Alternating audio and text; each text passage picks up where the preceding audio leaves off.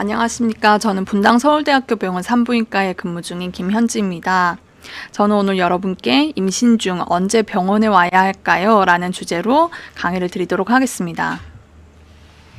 임신은 최종 월경일을 기준으로 280일, 즉 40주가 지속이 되는 이벤트인데요. 이 임신은 14주차까지를 1분기, 14에서 28주차까지를 2분기, 그리고 28에서 40주차까지를 3분기로 나눠서 이야기를 하고 있습니다. 산모분들께서 외래 진료를 보러 오시는 주기에 대해서 자주 여쭤보시는데요. 임신 28주까지는 한 달에 한 번, 28주부터 36주까지는 2주에 한 번, 그리고 36주부터 마지막 분만까지는 매주 한 번 정도 산부인과에 내원하시게 됩니다.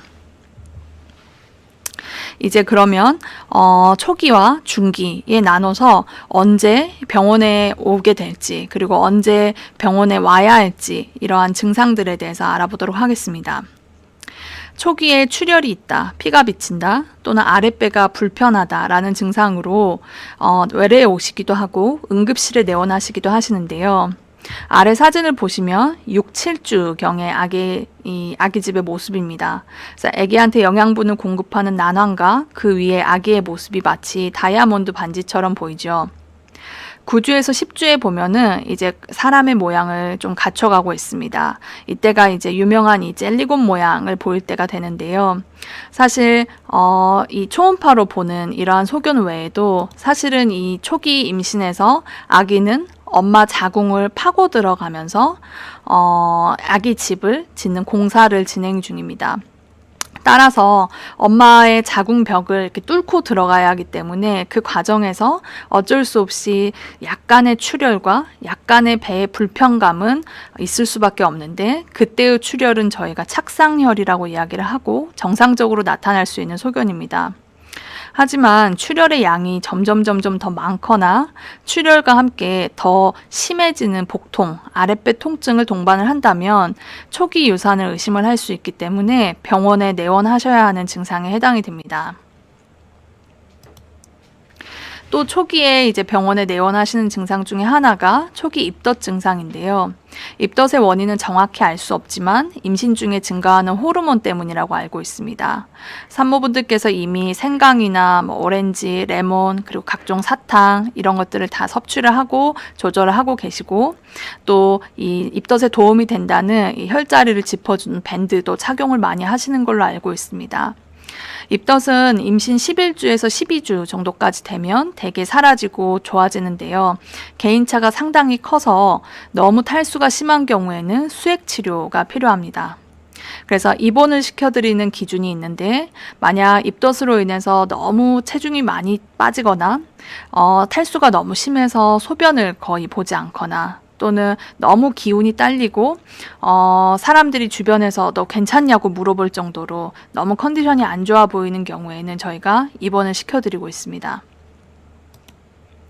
이제 초기를 지나서 중기의 조상과 관련된 위험성에 대해서 제가 설명을 드리도록 하겠습니다.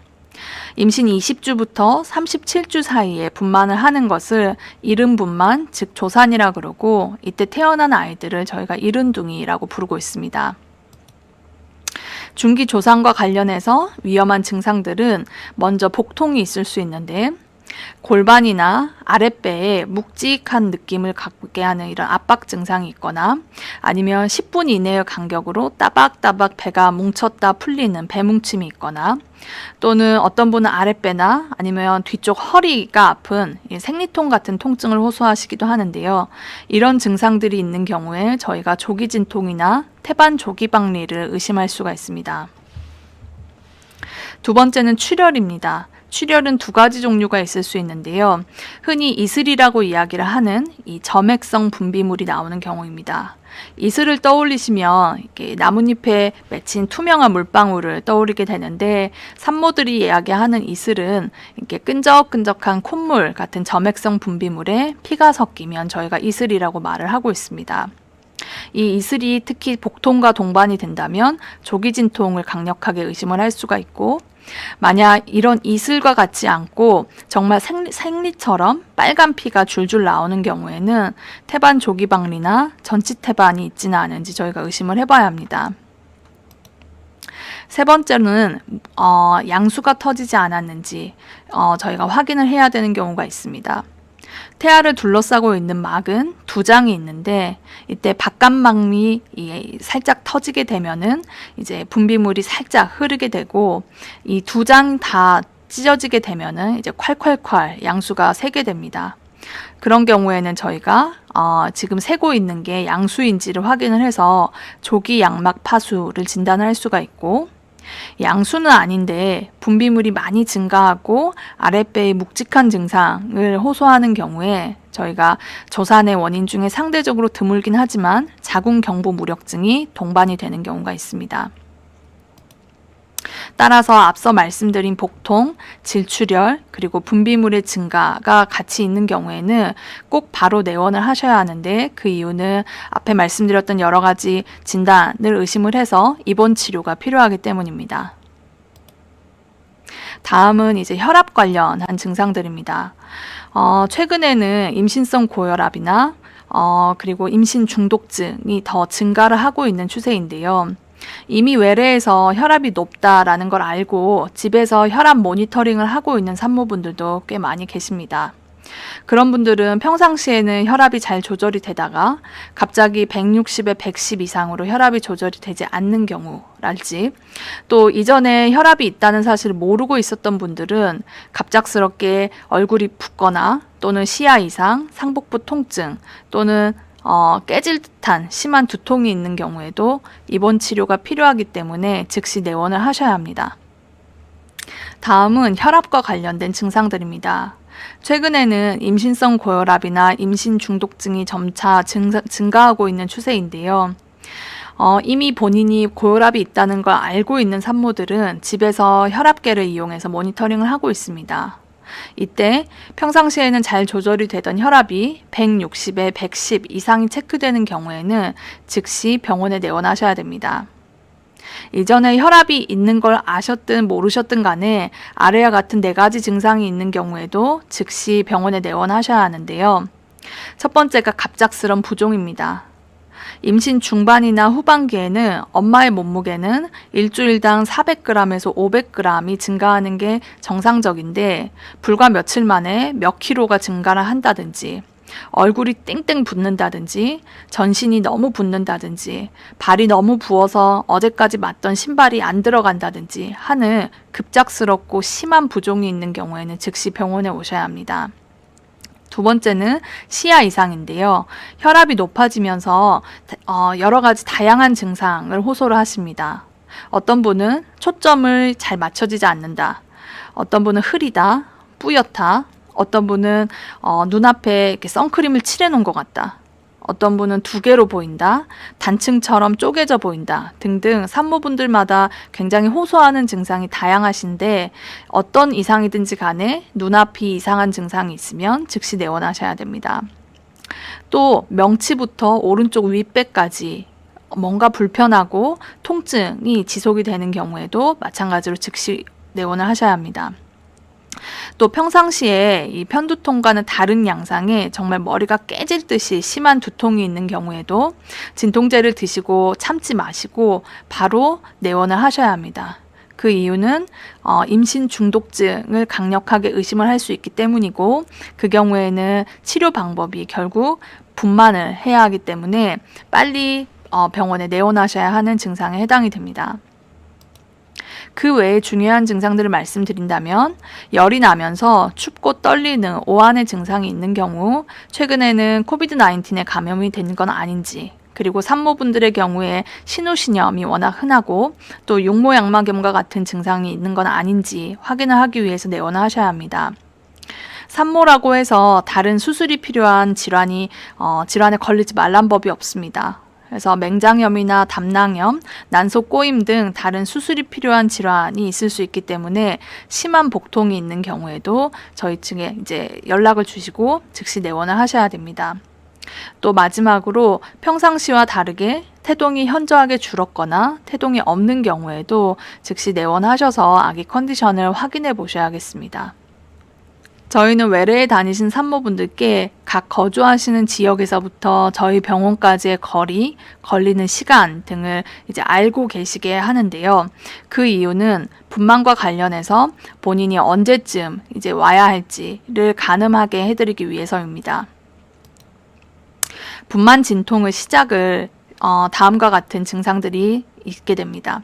먼저 배가 규칙적으로 뭉치는데 뭉치는 간격이 점점 짧아지고 그리고 진통은 점점 세지기 시작합니다. 그러면서 앞에 보여드렸던 사진과 같은 이슬이 비치거나 아니면 양수가 터지면서 분만이 시작이 되게 되는데요.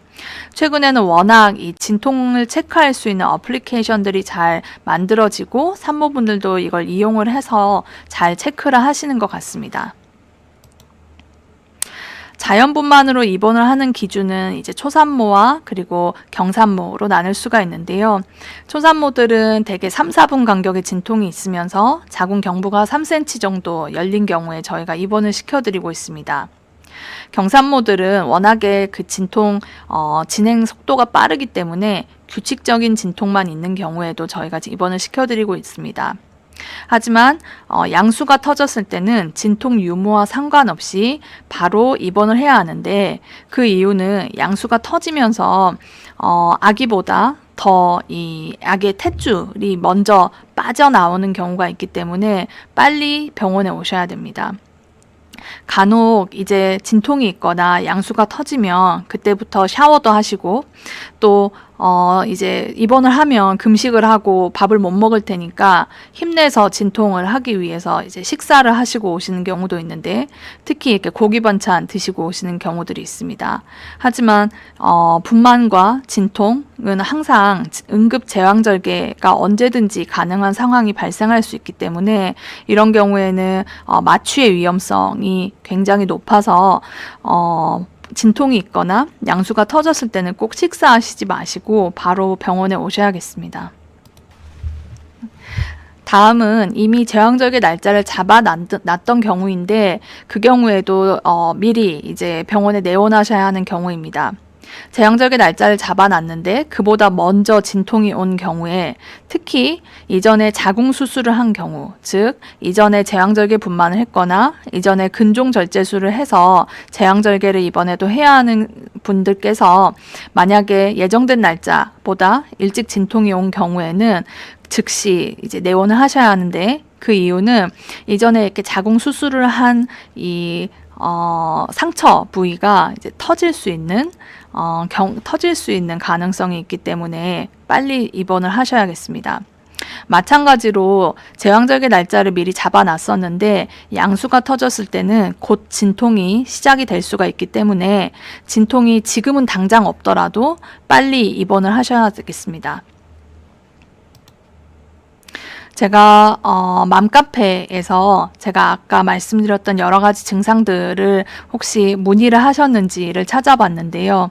정말로 아까 말씀드렸던 여러 가지 증상들을 병원에 아마 연락을 하시기 전에 다 맘카페에 여쭤보고 계시더라고요. 하지만 다시 한번 말씀드리고 싶은 것은 이 맘카페나 주변의 의견을 과신하시지 마시고 꼭 다니시던 병원 그리고 저희 병원 다니시는 분들께서는 이 031-787-3500번으로 문의를 주시면 저희가 24시간 언제든지 상담을 드리고 있습니다. 그래서 호소하시는 증상이나 지금 현재 상태에 따라서 분만장으로 바로 오시라든지 아니면 응급실 진료를 보시라고 저희가 안내를 드리고 있기 때문에 꼭 이쪽으로 문의를 주시고 저희 안내에 따라 주셨으면 좋겠습니다. 저희 그 분당 서울대학교 병원 분만장을 찾아오시는 방법은 1동에서 엘리베이터를 타시고 4층에 내리시면 이렇게 다음과 같은 표지판이 있습니다. 그래서 왼쪽으로 들어오시면 이곳에 이제 고위험 산모 신생아 통합치료센터가 있고 그 안에 분만장과 수술장이 모두 위치하고 있습니다. 네, 지금까지 임신 중 어떨 때 병원에 오셔야 할지에 대해서 제가 말씀드렸습니다. 경청해 주셔서 감사드립니다.